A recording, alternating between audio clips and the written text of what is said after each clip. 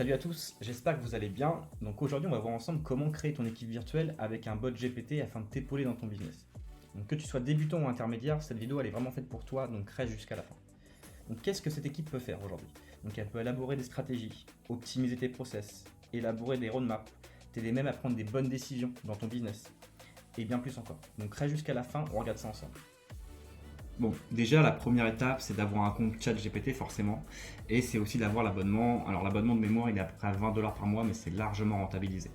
Donc une fois que vous êtes sur ChatGPT, la première étape c'est d'aller sur le bouton Explore. Donc une fois appuyé sur le bouton, vous allez arriver sur cette interface, donc vous avez juste à appuyer sur Créer. Donc maintenant on peut configurer le bot. Donc vous avez deux parties, la partie gauche c'est pour le configurer, et la partie droite c'est pour le tester. On va tester ensemble. Le plus important pour faire un très bon bot, c'est de lui faire un prompt optimisé.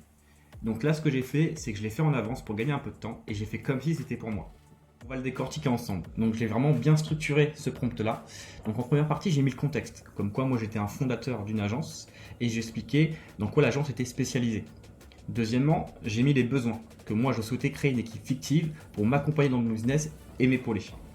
Puis j'ai mis les rôles pour m'amuser, donc j'ai mis plusieurs noms, Clémence, Malik, Lucie, Arnaud, Nadia, et chacun a son domaine d'expertise.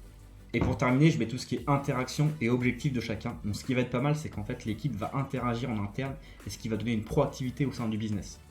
Donc là je vais lui donner un nom, je mets Automia, et voilà, si je demande une photo de profil pour que le bot soit vraiment visible sur l'interface ChatGPT. Une fois le prompt créé, vous avez juste à le coller sur ChatGPT tout simplement. Donc moi c'est ce que j'ai fait actuellement, je l'ai collé.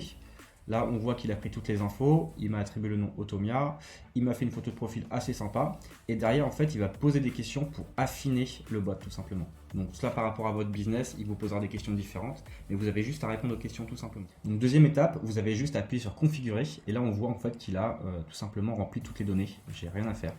Donc, ça, c'est plutôt pas mal.